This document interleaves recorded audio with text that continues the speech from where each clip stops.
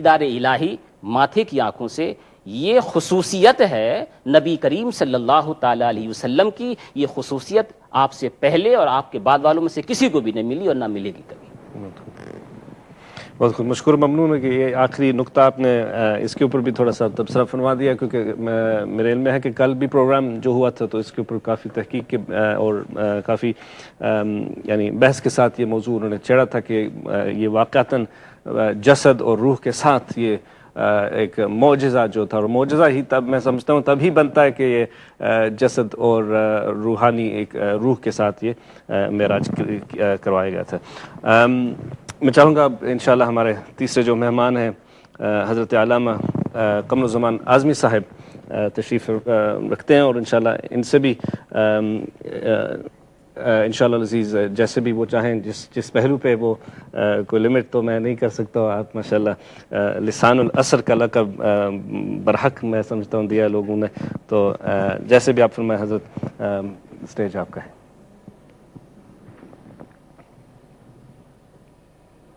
الحمد للہ وکفا وسلام علی عبادہ الذین اصطفیٰ، اما بعد فاعوذ باللہ من الشیطان الرجیم، بسم اللہ الرحمن الرحیم.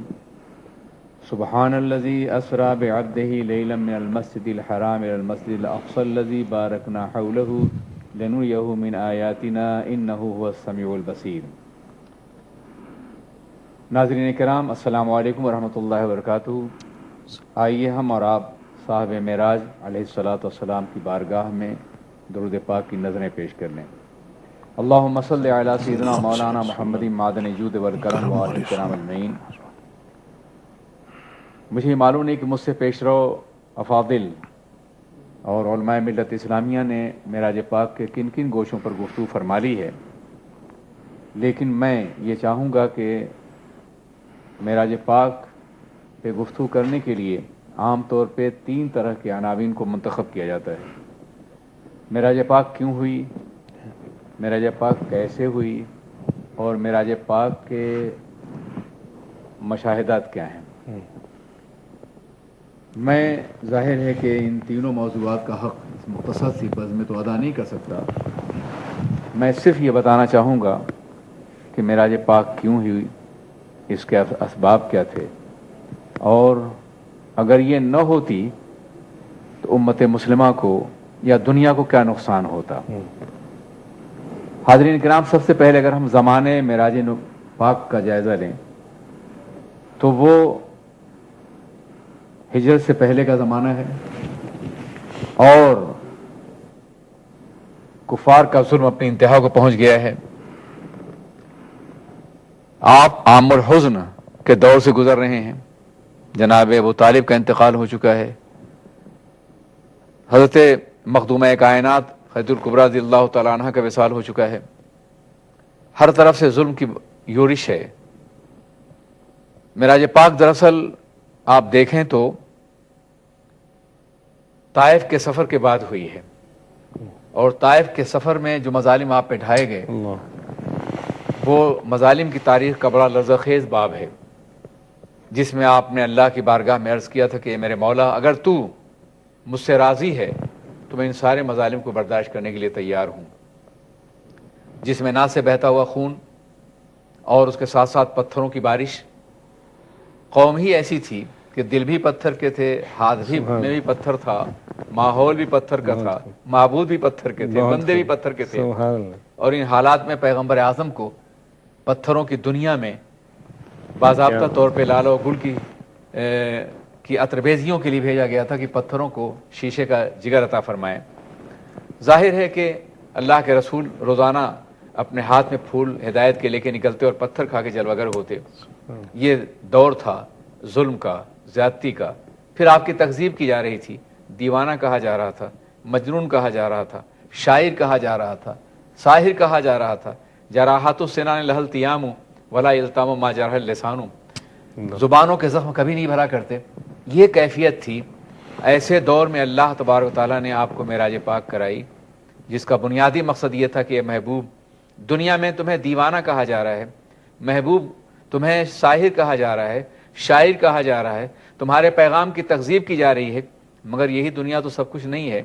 ذرا میری بارگاہ میں آؤ، آسمان کی رفتوں کو دیکھو، جنت و دوزخ کا مشاہدہ کرو، سدرۃ المنتہا کی منزل کو دیکھو، تم یہ محسوس کرو گے کہ دنیا میں پتھر مارے جا رہے ہیں اور فرشتے اپنی نگاہیں بچھا رہے ہیں، دنیا میں ظلم کیا جا رہا ہے اور عالم بالا کی تمام مخلوق تمہارے لیے سراپا انتظار بنی ہوئی ہیں، دنیا میں تم پہ پتھر پھینکے جا رہے ہیں اور سدرۃ المنتہا کو انوار سے تمہارے لیے سجایا گیا ہے، دنیا میں تمہیں دیوانہ کہا جا رہا ہے اور عالم بالا میں تمہیں اول و آخر کے لقب سے یاد کیا جا رہا ہے، دنیا میں کفر تمہارا استقبال نہیں کرتا، یہاں انبیاء کرام استقبال کر رہے ہیں۔ دراصل معراج پاک تسلی کا ایک سفر تھا جس میں حضور سید کائنات محمد الرسول اللہ صلی اللہ علیہ وسلم کو یہ بتایا گیا تھا کہ وہ دنیا جو اس کے بعد کی دنیا ہے وہ بڑی حسین دنیا ہے، بڑی عظیم دنیا ہے، انوار سے معمور دنیا ہے، فرشتوں کی دنیا ہے، ملکوتیت کی دنیا ہے، اور ایسی دنیا ہے جو سرتاپا آپ کے استقبال ہے، فرشتوں کی نگاہیں، ان کے پر آپ کے قدموں کے نیچے بچھے ہوئے ہیں، آپ کی رفتیں اور آپ کی منزلت اس بات کی گواہی دیتی ہوئی نظر آتی ہیں۔ ایک وجہ تو یہ تھی، دوسری وجہ یہ تھی کہ ہم ایمان لائے ہیں غیب پر، یؤمنون بالغیب ایک شہادت ہے۔ ہماری زندگی کے میں دو بنیادی تقاضے ہیں، ہم موجودہ زندگی پہ ایمان رکھتے ہیں اور مرنے کے بعد کی زندگی پر بھی، یہ ایمان کا انتہائی لازمی حصہ ہے۔ ہم گواہی دیتے ہیں کہ اللہ کے علاوہ کوئی معبود نہیں، اور ہم گواہی دیتے ہیں کہ محمد صلی اللہ علیہ وسلم اللہ کے رسول ہیں، مگر گواہی اس کی دی جاتی ہے جس سے دیکھا گیا ہو، گواہی دی جاتی ہے جس کا مشاہدہ ہو۔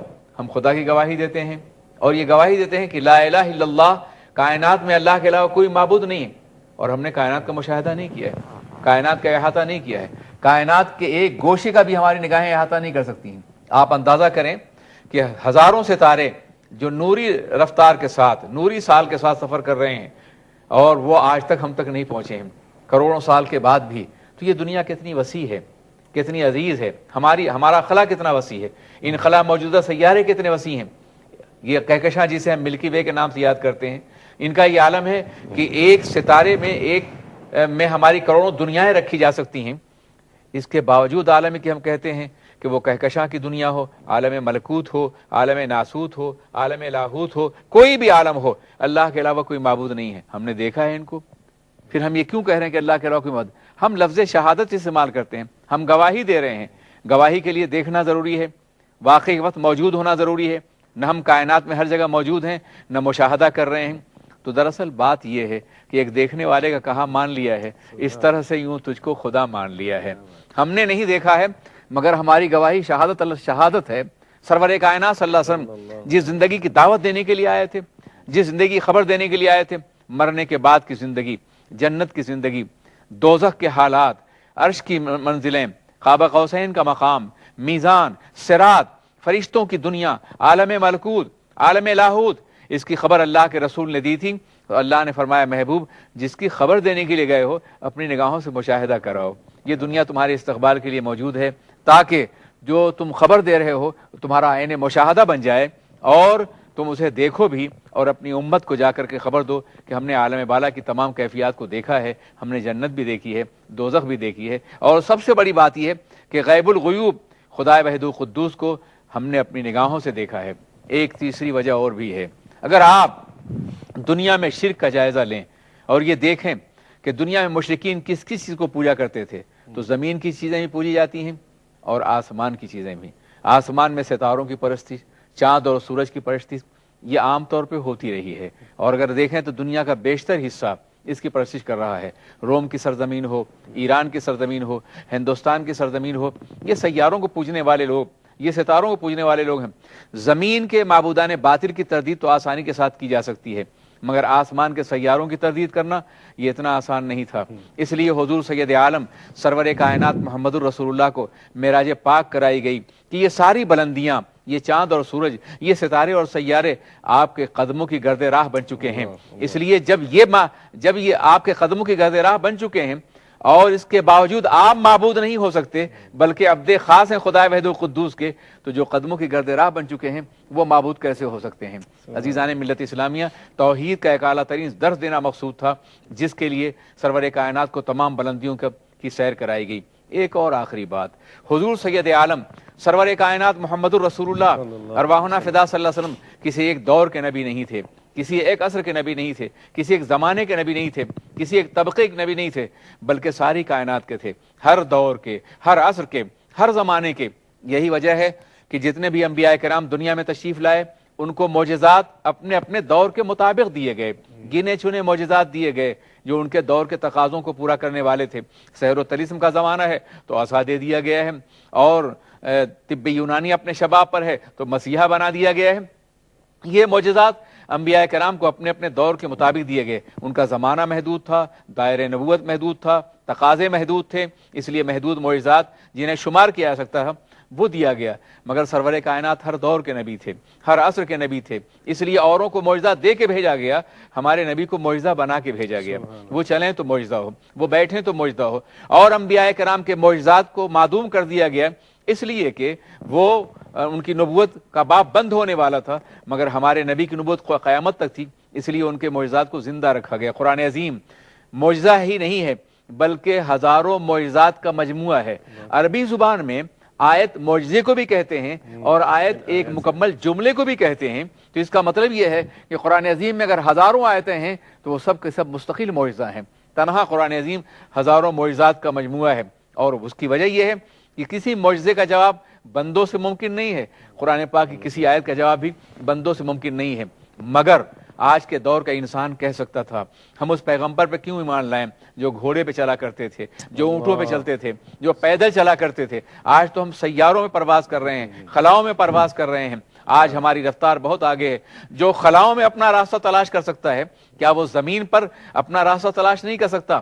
آج کے دور میں پیغمبران کرام کی ضرورت نہیں ہے، ہم ان سے زیادہ بلند ہیں، اس لیے نبی کو معراج پاک کا سفر کرایا گیا کہ محبوب دنیا جہاں بھی پہنچنا چاہے گی تمہاری گرد راہ ہی ہوگی، تمہارے قدموں کے نشانات ہی ہوں گے۔ کہکشاں جلوہ فشاں ہے کہ اسی رستے سے ہونے والا ہے محمد کا گزر۔ آج کی رات مل گئی سارے جہانوں کے خزانوں کی کلید، اپنی معراج کو پہنچا ہے بشر آج کی رات۔